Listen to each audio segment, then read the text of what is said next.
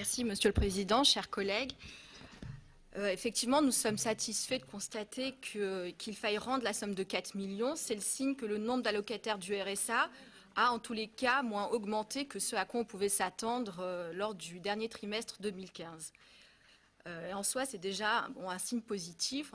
On en attend d'autres, on les espère, et les collectivités œuvrent dans ce sens-là, en principe. Pour autant, la manière dont vous présentez les raisons qui expliquent cette baisse sont excentriques et peu crédibles. Effectivement, je vais expliquer pourquoi je dis ça. Vous avancez 3 raisons que vous mettez sur le même plan. Évidemment, la conjoncture nationale. La CAF indique une baisse des allocataires du RSA, ça a été rappelé en préambule. Vous évoquez aussi cette cellule de contrôle des fraudeurs au RSA. Et en 3e point, la volonté politique de renforcer la contractualisation pour l'insertion et l'emploi. Alors pour ce qui est de cette cellule de contrôle, elle existe à peine, elle n'a encore rien produit. Donc ce n'est pas sérieux de vouloir faire croire qu'un dispositif qui est en train d'être mis en place produit déjà des effets par sa seule annonce. Être sérieux, c'est avoir des données chiffrées et précises pour mesurer la plus-value effective de cette cellule de contrôle, ce qui ne pourra pas être fait avant un certain nombre de mois. On voit donc que c'est vraiment des effets de communication plus qu'une analyse sur des chiffres précis et rationnels. Et contrairement à ce que vous annoncez, cette cellule de contrôle est encore loin d'avoir démontré sa pertinence et son efficacité. Par ailleurs, si des contrôles ont effectivement un effet, c'est ceux qui existent déjà, qui existent depuis votre élection en 2015 et qui impose aux allocataires du RSA d'actualiser auprès de la CAF leur situation tous les 3 mois. Et en plus, ce contrôle se fait par Internet. Donc si effectivement il y a un effet dissuasif ou alors le fait qu'il y ait moins d'allocataires, c'est parce que certains ne peuvent pas accéder à cause d'une non-maîtrise du numérique à ce contrôle et ne peuvent pas faire les démarches nécessaires, ce qui peut expliquer par ailleurs donc que certains ne bénéficient plus du RSA.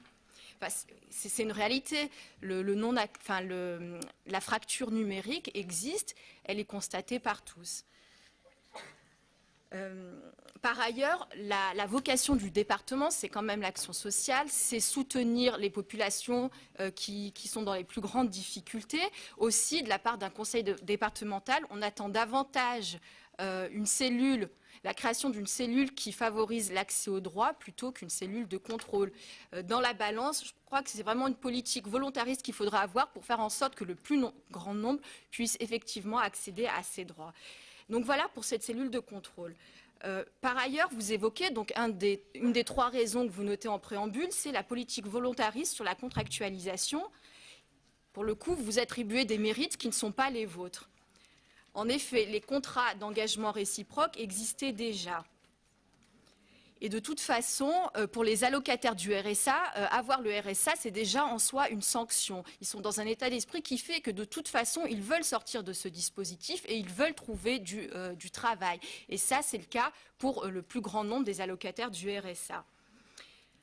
Mais surtout, je voudrais insister sur le fait qu'en admettant qu'il est pertinent de contractualiser l'engagement des allocataires pour leur faire passer du temps, enfin pour avoir une expérience dans les associations, il faut quand même rappeler une contradiction, des contradictions et donc une inconséquence majeure, l'inconséquence que produisent ces contradictions. En effet, vous présentez l'engagement des allocataires des RSA dans les associations comme une solution pour sortir de l'isolement et favoriser l'insertion. Le problème, c'est que systématiquement, en tous les cas de manière très récurrente, c'est que dans le même temps, donc, vous baissez de manière drastique les subventions aux associations. Et vous fragilisez donc ainsi le tissu associatif. Vous l'affaiblissez considérablement parce qu'on constate CP après CP quand on voit que vous baissez comme ça systématiquement les subventions aux associations. Vous prétendez donc vouloir utiliser un outil qu'en réalité vous affaiblissez. Par ailleurs, vous ne voulez plus donner de subventions de fonctionnement aux associations et on sait les difficultés qui sont les leurs. Alors on peut se poser la question, peut-être que vous envisagez en réalité de remplacer les salariés des associations par les bénévoles du RSA. Il existe des outils, des dispositifs qui vont dans le sens de l'insertion et des associations. Je vais terminer et puis on pourra en débattre. Il faudrait quand même pas que ce soit trop excentrique non plus. Ben, je suis rationnelle. Enfin, dans ce que je dis, je suis très rationnelle. C'est étayé. Je m'appuie sur ce que vous dites. Donc, il y a aucune excentricité. Quand on vous expliquer, ça va paraître un peu excentrique quand même. Pardon ? Je dis quand on vous aura expliqué, c'est soit vous avez mal compris, soit c'est très excentrique. Mais enfin, non, mais continuez. Justement, on va en parler, on va en débattre. Oui. Mais j'ai cité très clairement ce que je cite est très clair et je m'appuie sur ce que je lis dans les dossiers. C'est écrit noir sur blanc. On pourra le reprendre point par point si vous le souhaitez. Je suis désolé de vous interrompre. Allez, terminez. Oui, parce que qu'elle puisse garder sa cohérence et puis on pourra en débattre. Ah ben oui, il y a bien besoin de la terminer alors, parce que jusque-là, on n'a pas vu. Ben, c'est ce que je vais faire, si vous permettez que je termine sans m'interrompre, s'il vous plaît. Je disais donc qu'il existe des outils, des dispositifs qui vont dans le sens de l'insertion, qui vont dans le sens des associations. Mais en refusant de les soutenir financièrement, vous les fragilisez. Je pense, par exemple, à la suppression des crédits politiques de la ville. On sait bien que c'est dans les quartiers prioritaires politiques de la ville qu'il y a le plus grand nombre d'allocataires du RSA. C'est là qu'on trouve les populations les plus fragilisées. Or, ce que vous faites, au lieu de les soutenir, c'est que vous supprimez les subventions politiques de la ville, ce qui est quand même un problème. Donc, quelle crédibilité on peut vous accorder quand vous prétendez vouloir agir pour l'insertion, quand dans le même temps, vous supprimez des crédits? Donc ça, c'est un élément. Un deuxième, c'est les missions locales. Vous annonciez en décembre 2015 une baisse de 50% destinée aux missions locales. Mais c'est quand même bien les missions locales qui font ce travail d'accompagnement vers l'insertion. Donc là encore, c'est une contradiction et c'est pour ça que je dis que ces contradictions sont inconséquentes.